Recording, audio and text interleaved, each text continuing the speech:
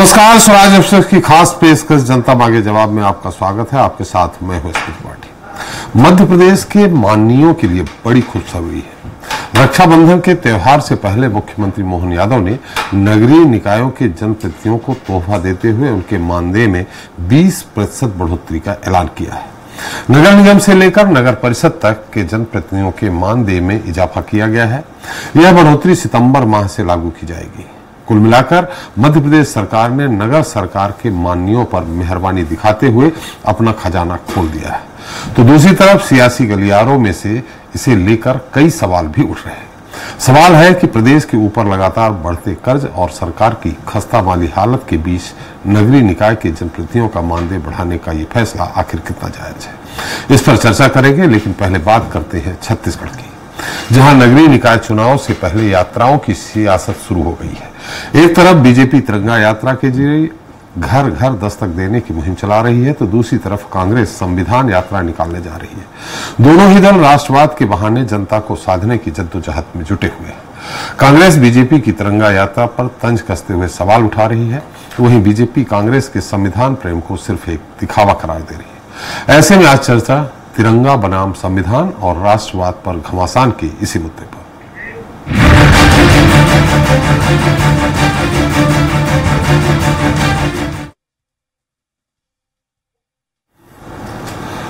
तो छत्तीसगढ़ में इन दिनों देशभक्ति की बयार चल रही है। बीजेपी और कांग्रेस दोनों राजनीतिक दल देश प्रेम और राष्ट्रवाद के बहाने आम जनता को साधने में जुट गए हैं।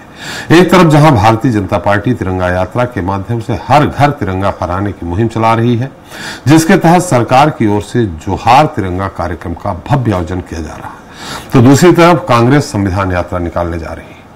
नतीजतन बीजेपी की तिरंगा यात्रा और कांग्रेस की संविधान यात्रा को लेकर सूबे में सियासी संग्राम भी तेज हो गया है। इस पर चर्चा करेंगे, लेकिन उसके पहले देख लेते हैं हमारी एक खास रिपोर्ट। छत्तीसगढ़ में तिरंगा बनाम संविधान, राष्ट्रवाद पर सियासी घमासान, निकाय चुनाव से पहले यात्राओं पर दांव।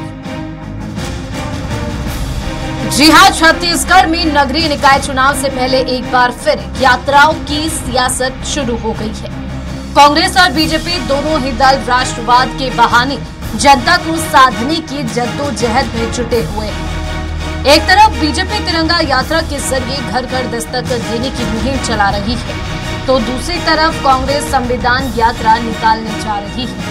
इतना ही नहीं, सरकार हर घर तिरंगा अभियान के तहत 13 अगस्त को राजधानी रायपुर के इंडोर स्टेडियम में जोहार तिरंगा कार्यक्रम का भी भव्य आयोजन करने जा रही है, जिसमें मुख्यमंत्री विष्णुदेव साय भी शिरकत करेंगे।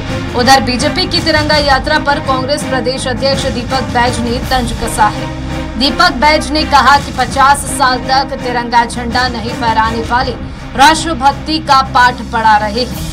तिरंगा यात्रा निकालना है तो शुरुआत नागपुर स्थित संघ की मुख्य शाखा से करें। मैं तो उनसे आग्रह करता हूं कि अगर तिरंगा यात्रा निकालना है भारतीय जनता पार्टी को, पहले नागपुर के मेन शाखा से पहले तिरंगा यात्रा निकाल तो लिख ले। वहीं बीजेपी की तिरंगा यात्रा के जवाब में कांग्रेस 14 अगस्त को प्रदेश के सभी गांवों और वार्डों में संविधान यात्रा के रूप में प्रभात फेरी निकालेगी। इस दौरान देश के संविधान की रक्षा की प्रतिज्ञा ली जाएगी, जिसे लेकर उप मुख्यमंत्री अरुण साव ने कहा कि कांग्रेस अपनी प्रासंगिकता खो चुकी है, वो देश प्रेम का सिर्फ एक दिखावा कर रही है। देखिए, कांग्रेस पार्टी अपनी प्रासंगिकता खो चुकी है। कांग्रेस के पास न नियत है, न नीति है, न काम है, न नेतृत्व है, और लगातार भारतीय जनता पार्टी अलग अलग योजनाओं के माध्यम से दुनिया में भारत का मान सम्मान और गौरव बढ़ाने का काम कर रहे हैं। कांग्रेस पार्टी नकल कर सकती है। बहरहाल भाजपा और कांग्रेस दोनों राजनीतिक दल तिरंगा यात्रा और संविधान यात्रा के बहाने अपना देश प्रेम कार्यकर्ता और जनता तक पहुंचाने का प्रयास कर रहे हैं। हालांकि यात्रा तो एक बहाना है, असल में दोनों दलों का निशाना निकाय चुनाव है। ऐसे में देखना दिलचस्प होगा कि राष्ट्रवाद से जुड़े इन आयोजनों का निकाय चुनाव में किसे कितना फायदा मिलता है। स्वराज एक्सप्रेस के लिए रायपुर से दिलीप साहू की रिपोर्ट। तो इस मुद्दे पर चर्चा करने के लिए हमारे साथ मौजूद हैं सुनील चौधरी जी हैं, बीजेपी प्रवक्ता हैं, सुरेंद्र वर्मा जी हैं, कांग्रेस प्रवक्ता हैं, बाबूलाल शर्मा जी हैं, वरिष्ठ पत्रकार, और अजय त्रिपाठी हैं, स्वराज एक्सप्रेस के संपादक। आप सभी का हमारे इस खास कार्यक्रम में बहुत बहुत स्वागत है। वर्मा जी, सबसे पहले सवाल आपसे ही है, आपको मेरी आवाज सुनाई पड़ रही है? जी सर, आ रही है जी। वर्मा जी, ये संविधान यात्रा निकाल के आप क्या बताना चाह रहे हैं? ठीक है, उस समय आपने बढ़िया ये इस बात का प्रचार प्रसार किया था कि अगर बीजेपी की सरकार, मोदी की सरकार पूर्ण बहुमत से बन गई तो संविधान बदल देंगे। फायदा भी मिल गया आपको चुनाव में, लेकिन कहीं कोई संविधान तो बदल नहीं रहा ना, यथार्थ तो ये है। तो इस यात्रा को निकाल के आप क्या सिद्ध करना चाह रहे हैं? त्रिपाठी जी, ये पहली बार नहीं है। आजादी से पहले से ही कांग्रेस जन जो है तिरंगा फहराते रहे और देश प्रेम की भावना जो है कांग्रेस के भीतर शुरू से ही है। आपको याद होगा, लाहौर अधिवेशन में जब कांग्रेस का अधिवेशन था 1929 में, रावी नदी के किनारे पहली बार तिरंगा फहराया गया था। और उसके बाद से ये कांग्रेस जन हर साल 26 जनवरी को, आजादी के पहले से ही ये तिरंगा फहराने का जो परंपरा है वो शुरू है।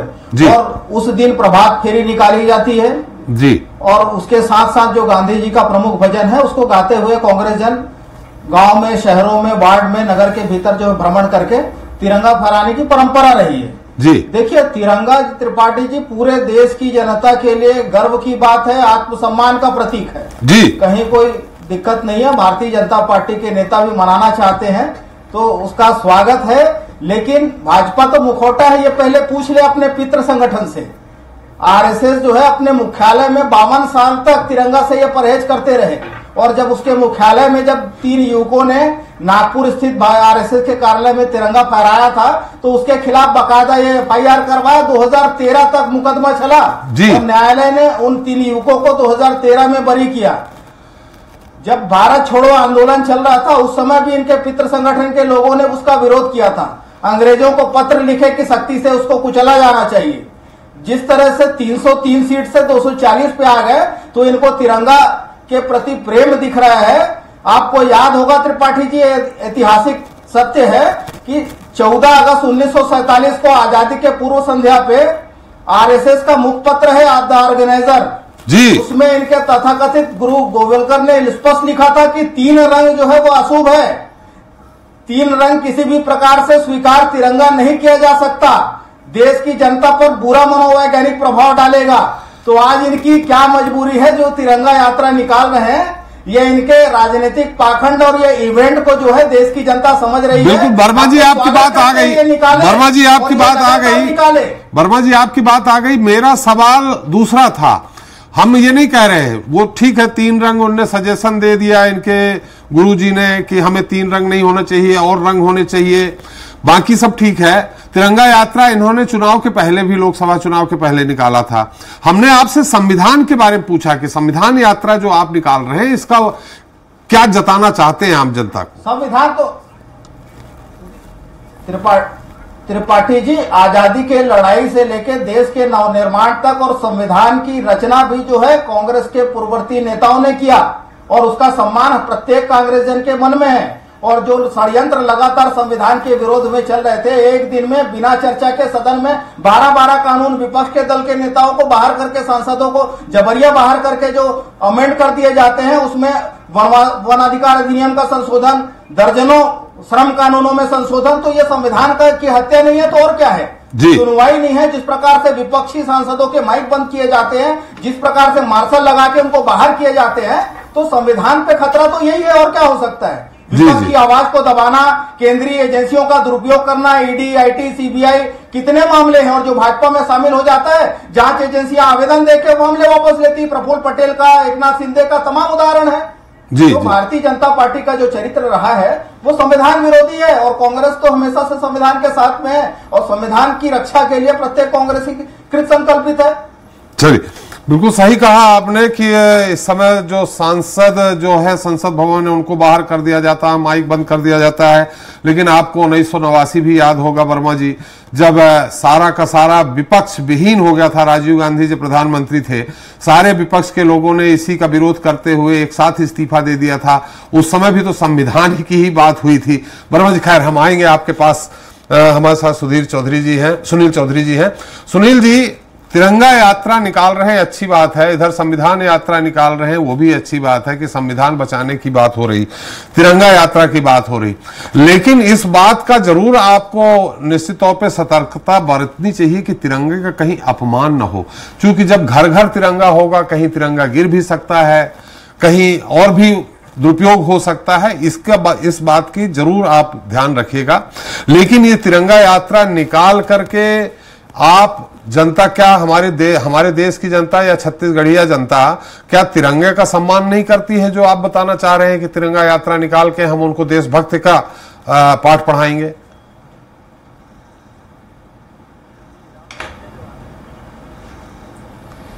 जी राम राम, जय जोहार जी। देखिए, सबसे पहले तो चूंकि हमारे प्रधानमंत्री मोदी जी ने आग्रह किया है, तो मैं भी भारतीय जनता पार्टी की ओर से आग्रह करता हूं कि जितने भी नागरिक बंधु हैं वो अपने अपने घरों में तिरंगा फहराएं। और इसका अधिकार हमें मिला है, न्यायालय के माध्यम से मिला है। 2002 में माननीय नवीन जिंदल जी जो हैं, उन्होंने जो केस लगाया था और उसका निर्णय आया था कि आप अपने घरों में भी राष्ट्रीय ध्वज को लगा सकते हैं।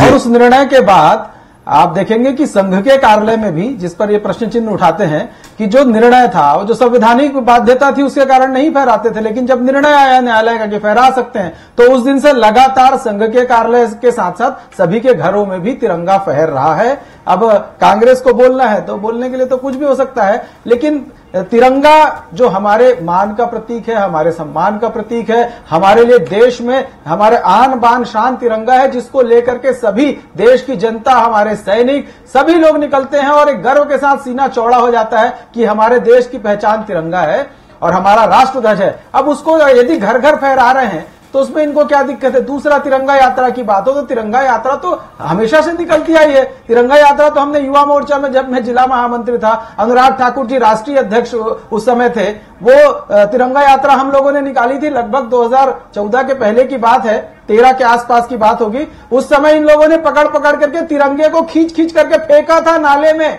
छत्तीसगढ़ के कार्यकर्ता गए थे, पुल के ऊपर गिरफ्तारी हुई थी, नाले में तिरंगे को फेंका।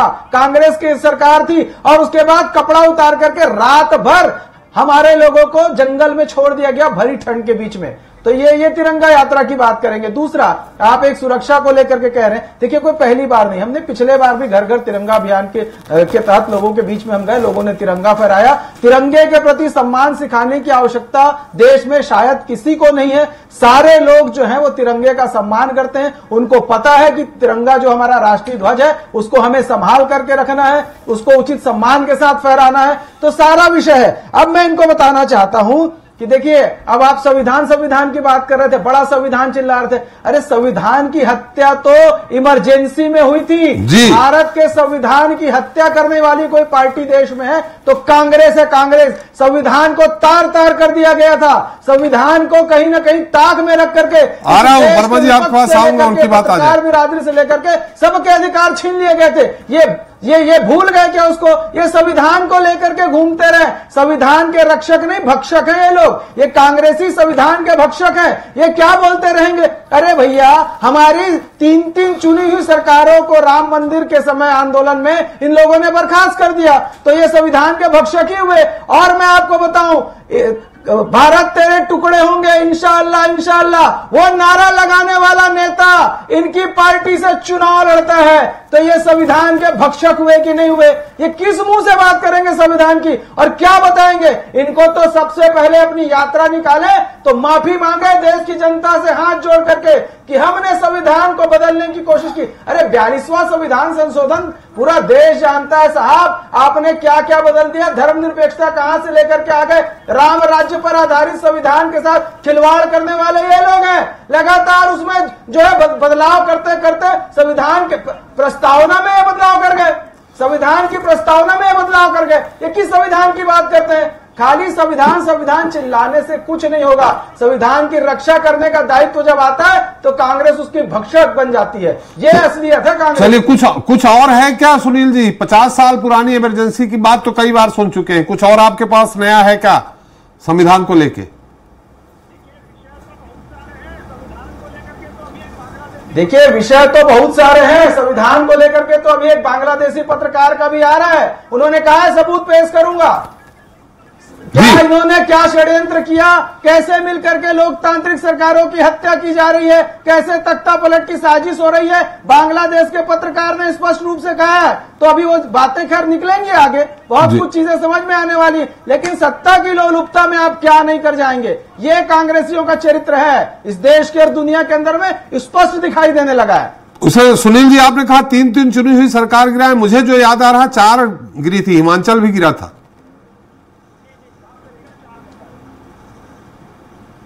जी जी, माफ करिएगा, 4 सरकारें गिरी। जी जी, बाबूलाल शर्मा जी हमारे साथ हैं। शर्मा जी, मेरी आवाज आ रही? आ रही भैया, आ रही जी। बढ़िया है, यात्रा बनाम यात्रा। निश्चित तौर पर जल्दी ही नगरीय निकाय के चुनाव होने जा रहे हैं, तो दोनों ही दलों के लोग अपने अपने कार्यकर्ताओं को ऊर्जा से भर रहे हैं, लेकिन इसमें फायदा किसको क्या होना है, इसका राजनीतिक लाभ किसको कितना मिलना है, वो हम आपसे जानना चाह रहे हैं। देखिए, भारतीय जनता पार्टी ने तिरंगा यात्रा इसके पहले भी निकाली है, तो कोई दो राय नहीं है, सही बात। पिछली बार भी निकाली थी, लेकिन इसका उद्देश्य जो है वो भले पॉलिटिकल है, ये बात तय माननी जाती है। अभी भी पॉलिटिकल सोच से ही उन्होंने तिरंगा यात्रा की आयोजन किया है और घर घर जाकर के जो है जनता से जुड़ने का एक साधन बनता है, लोगों से अपनी बात करने का साधन बनता है, कार्यकर्ताओं से बात करने का मौका होता है। इसलिए जो है ऐसी योजनाएं जो है हर पार्टी बनाती है, हर दल बनाते हैं। और जिस तरीके से उसके जवाब में, जैसे आप देखिए ना, पहले तिरंगा यात्रा नाम था, उसके बाद तिरंगा वंदन यात्रा नाम दिया गया, अब आ गया है वो जोहार तिरंगा यात्रा।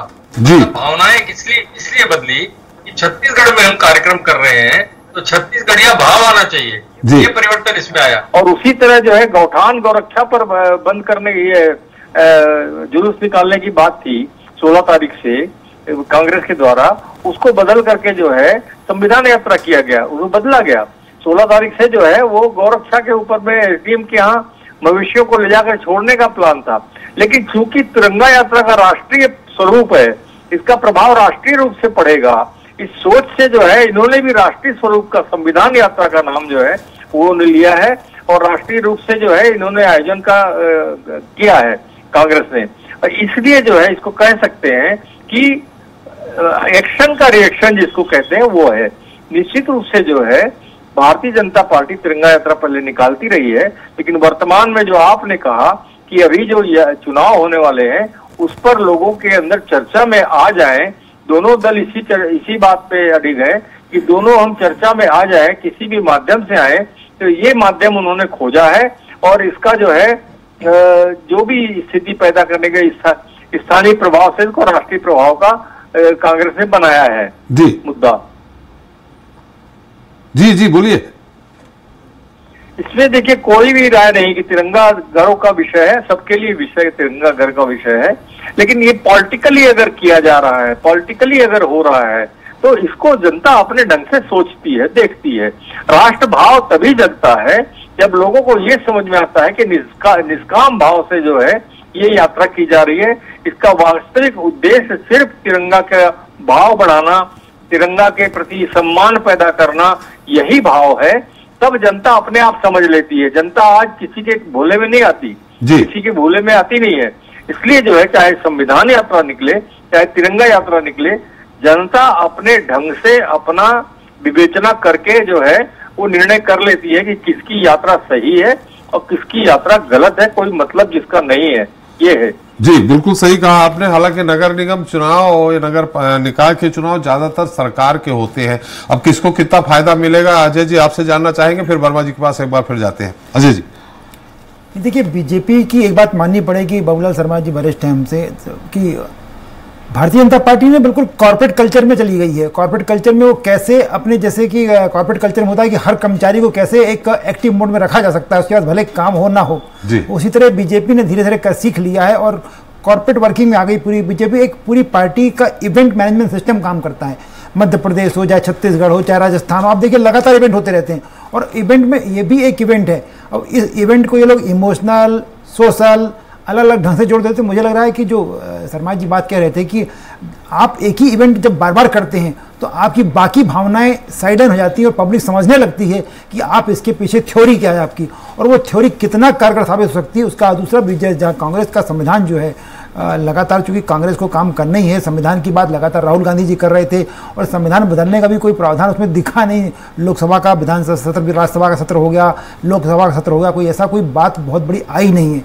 तो मुझे लग रहा है कि चूंकि एक ऐसा ट्रैक पे कांग्रेस जा चुकी थी कि उसको मजबूरी है कि उसका काउंटर करना, तो बीजेपी और कोई इवेंट करेगी तो कांग्रेस काउंटर करेगी, ये मुझे साफ साफ दिखाई पड़ रहा है उसमें भी। जी बिल्कुल, उस समय बात हुई थी सीआरपीसी और आईपीसी की बदलाव हुआ था कि बदलाव की, लेकिन बात चली गई थी संविधान तक और संविधान का ही जबरदस्त फायदा मिला।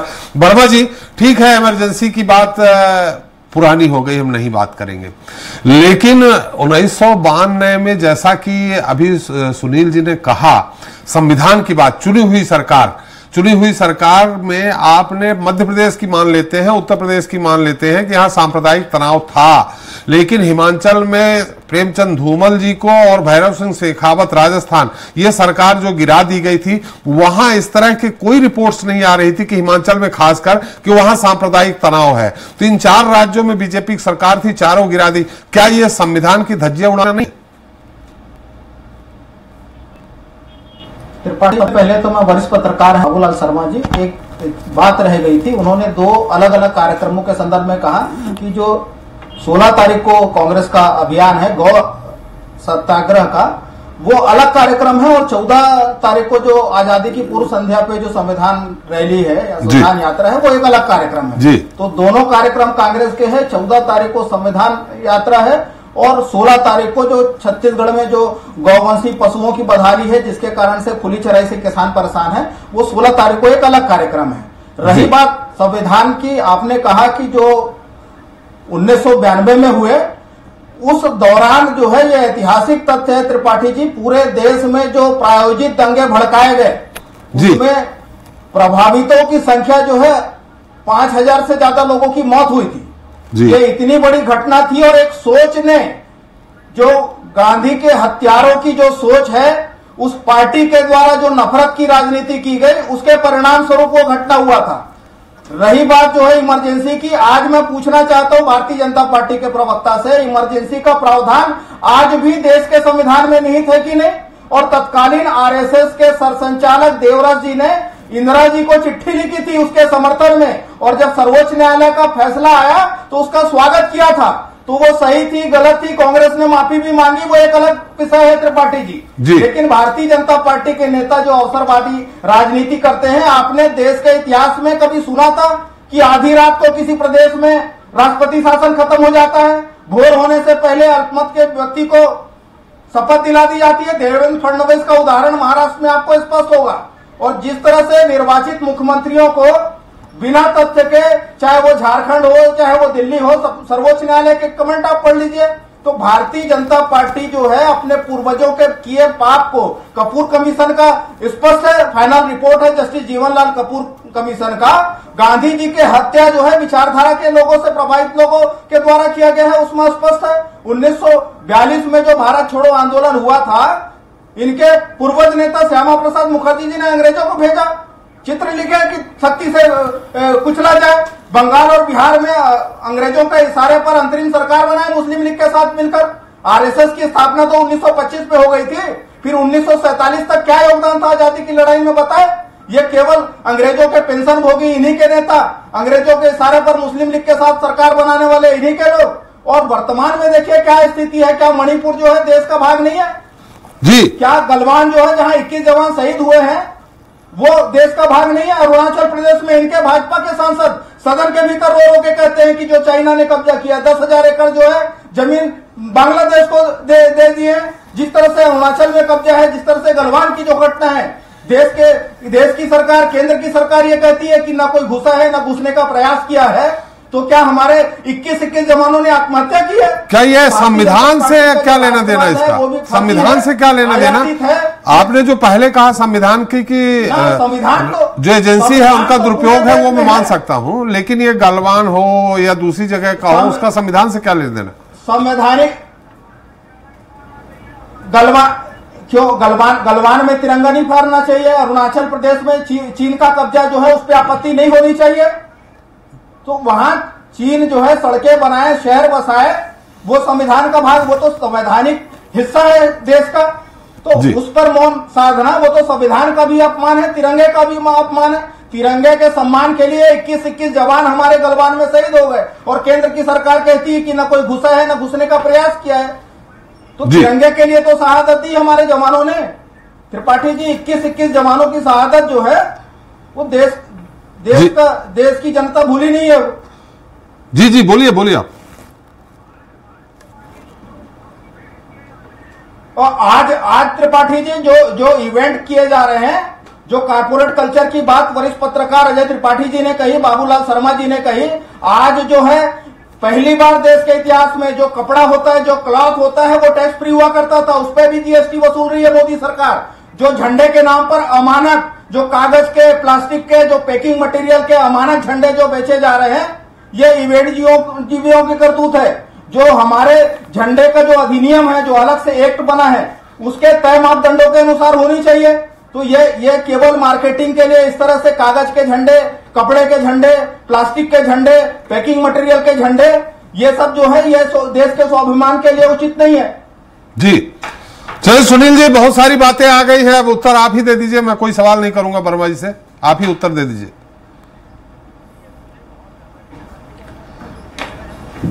देखिए, मुझे बहुत ज्यादा कहना नहीं, वर्मा जी तो जो कह रहे हैं उसको तो जनता सुन ही रही है, वो जनता अपने मन से बहुत कुछ समझेगी। लेकिन 2-3 बातें मैं स्पष्ट कर दूं। देखिए, सबसे पहले ये कह रहे हैं झंडा झंडा तिरंगा कह रहे हैं, मैं पूछना चाहता हूं, धारा 370 जम्मू कश्मीर के अंदर में थी, वहां क्या आपका संविधान लागू होता था?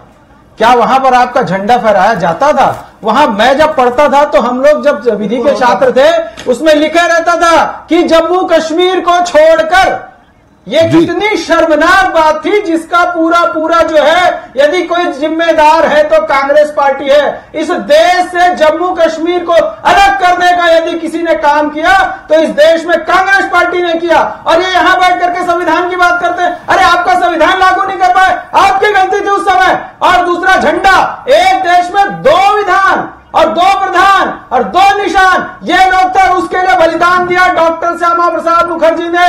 हमारे स्वतंत्र भारत में जाकर के आंदोलन किया और उनका बलिदान हुआ। ये बात करेंगे। और हम जो अभी आयोजन कर रहे हैं, निश्चित रूप से, अरे सुनिए, आप पहले सुन लीजिए, अंग्रेजों ने किसको क्या बनाया पूरा देश जान रहा है। अंग्रेजों ने कांग्रेस को बनाया,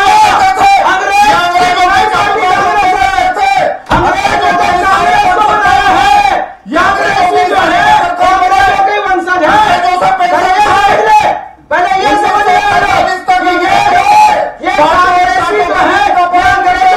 पार्टी के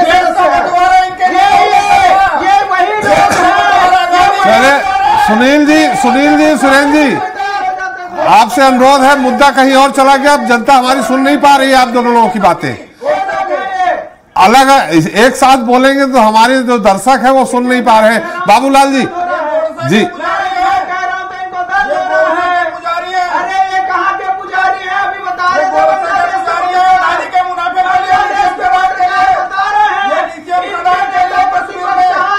चलिए, हमारा समय भी हो गया है। सुनील जी,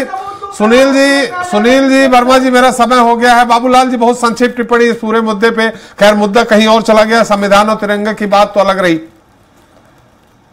देखिए, अपनी अपनी पार्टी अपने अपने ढंग से ये प्रयास करती है, जो मूल मंत्र है इसका, कि जन जन तक पहुंच करके अपनी बात को कह देना, अपनी बात को कहना, उनके ऊपर होके कहना। तिरंगा यात्रा का जो प्रभाव पड़े, संविधान यात्रा का उससे ज्यादा प्रभाव पड़े, ये सोच जो है राजनीतिक रूप से निश्चित रूप से इसके अंदर है।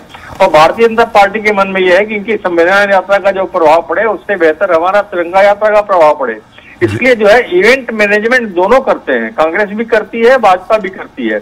और देखिए, किसका इवेंट बहुत तगड़ा होता है, किसका प्रभाव ज्यादा पड़ता है, वो जनता पे छोड़ना पड़ेगा। जी चलिए, हमारा समय भी समाप्त हो गया। बहुत बहुत धन्यवाद बाबूलाल जी आपका, सुरेंद्र जी आपका, और चौधरी साहब आपका हमारे साथ चर्चा में शरीक होने के लिए और अपना अमूल्य समय देने के लिए। तो हमने बात की छत्तीसगढ़ में तिरंगा बनाम संविधान यात्रा और राष्ट्रवाद को लेकर छिड़े सियासी घमासान की, जहां 15 अगस्त को आजादी की 77वीं वर्षगांठ से पहले भाजपा और कांग्रेस में अपने आप को एक दूसरे से ज्यादा राष्ट्रवाद बताने की होड़ जारी है। बीजेपी तिरंगा यात्रा के जरिए राष्ट्रवाद का झंडा बुलंद कर रही है, तो दूसरी तरफ कांग्रेस संविधान यात्रा के जरिए बीजेपी को घेरने की कोशिश में है। ऐसे में अब देखना होगा कि दोनों दलों की यात्रा का असर आम जनता पर कितना पड़ता है। ये तो रही बात छत्तीसगढ़ की।